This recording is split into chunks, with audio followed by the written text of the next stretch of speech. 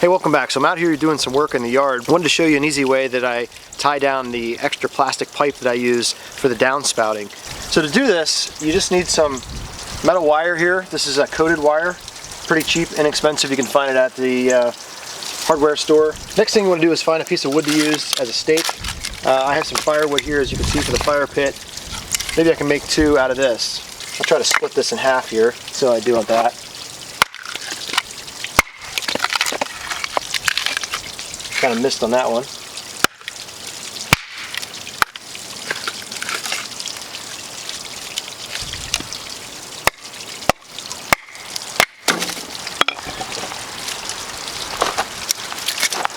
That's pretty good. So I'm just going to use the axe, get it down to a point.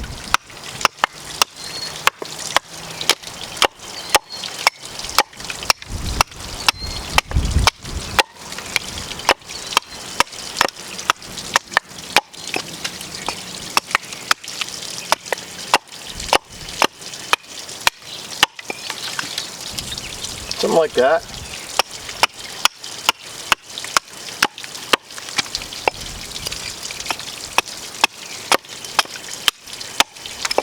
Just a few minutes you can have a little stake like that.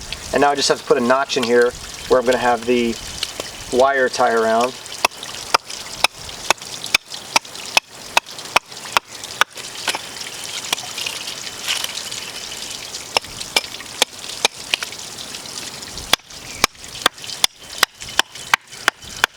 You don't need much. Something like that is a good enough notch. The wire will tie around there and you have plenty of room here to drive it in. Again, you can buy your own stakes. Metal stakes work fine. I like to come out and use the axe once in a while. Nice day out. So I'm going to make another one of these and then we'll go around and we'll secure that pipe. As you can see, here's my flexible plastic pipe that I have that's going to be bringing that downspout water out and away from the house. And I secured it down here a while ago with these pieces of treated lumber right here, and they've held up. And then here's the wire here. It's nothing fancy, but these are starting to wear out a little bit and loosen up. The wind has pulled this, and you can see it's out away from the house. I didn't have it staked down here. Well, I had it staked down, but not as securely as this. So I'm going to put a better one over there, and I might even redo this one to hold it down securely.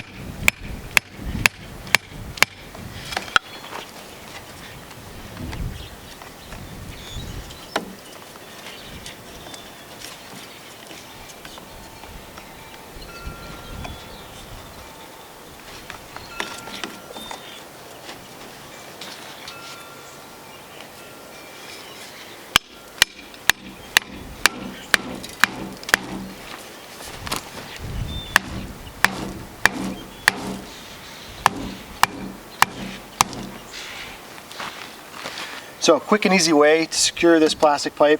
That's going to be in there nice and secure. That's not going to go anywhere. Next project on my list for the yard is to put this rain barrel back in and install it in the corner of the house here. And I'm going to show you how I'd go about doing that and secure it and make sure that I have the overflow set up and everything. So down here at the bottom, I just used some wire here to secure this to the house. I made my own kind of clamp right there. And I just have some sheet metal screws that hold that in place. And they come out fairly easily. Once that rain barrel is filled up with water, it's going to weigh a lot. So you want to make sure you have a nice level base that's going to be solid, that's not going to sag or anything. So I put stone, small stone on the base of this. I pack that down. I put these pavers here, and in the front here, where over the years it started to wash out a little bit, I jammed in some more rocks in here to keep it nice and level.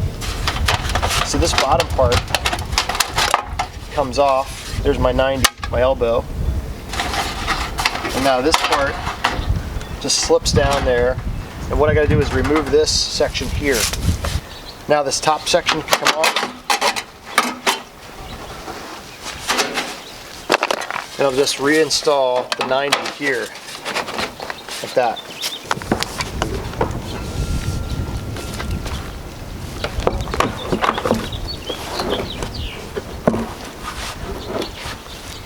Next, I'm going to get the rain barrel set up exactly how I want it. It's important that you get this where you want it, because once this fills up with water again, it's going to be super heavy and you won't be able to move it. This rain barrel is quite a few years old now. I'd bet it's about 6 years old. And so I've had to make some adjustments to it over the years. It had originally a glued-in plastic fitting that came out here and on both sides, but they have, over the years, they've broken off.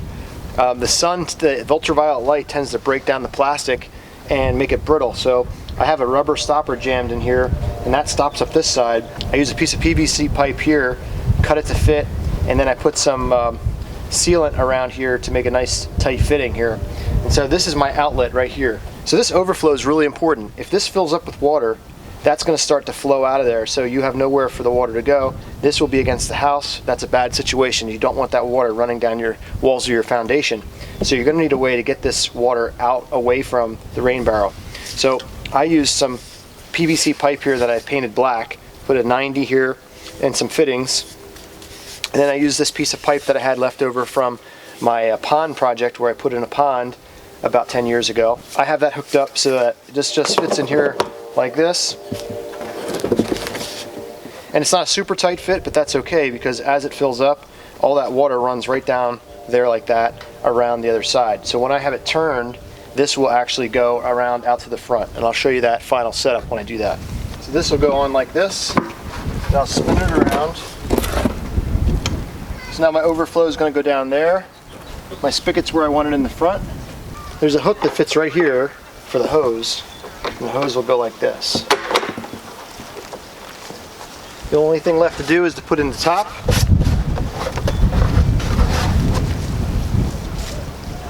The top has a screen like this. I just put a paper clip there to be able to pull it in and out real easily. That keeps the big debris from getting down into the tank. And I just turn this so that the water is directed right into the hole there. So I'll move it back just a little bit, and we should be good. Right like that. You can also use this as a planter and put some flowers in here or something. I drilled some bigger holes here for some drainage. Not something that we usually do, but I might try that this year. But that's pretty much it. And it's good to go now. As long as you have that overflow set up, that's the main thing. If you don't have that set up, you're gonna have a lot of problems with that water running down right behind the house. This will fill up in actually about 10 minutes with a pretty steady rain with the size of the roof that we have here at our house. So it doesn't take long to fill it up. So once you have it set, you got to really make sure that's where you want it. Another thing I want to caution you about is when this is empty, it's very light and the wind will blow it over. So if you have a heavy wind in the spring, we got a lot of wind here from the west, this will blow off of here. So you might want to wait until you know there's a rainstorm coming so that it'll fill up and it'll weigh it down. Otherwise, you might have problems with it blowing across the yard. Well, there you have it. That's how you set up the rain barrel. I hope that was helpful to you if you're thinking about setting it up. I highly recommend it. It's very nice to have that water available in the summertime, in the dry periods, especially for watering the flowers in the yard. One thing to keep in mind is you're not going to be able to use that water for any kind of vegetables in the garden. That's strictly water for flowers. The reason being, you have asphalt shingles and you don't want any kind of seepage from those asphalt shingles and any of that petroleum byproducts to get into the water, and then you put them on your vegetable garden. So it's not recommended that you use that water for anything that's going to be edible, but certainly it works for plants, trees, things like that you have around, flowers that are going to need some water to keep from drying up. So if you like this video, make sure you hit that thumbs up. If you're new to the channel, hit that subscribe button, and I'll see you on the next video.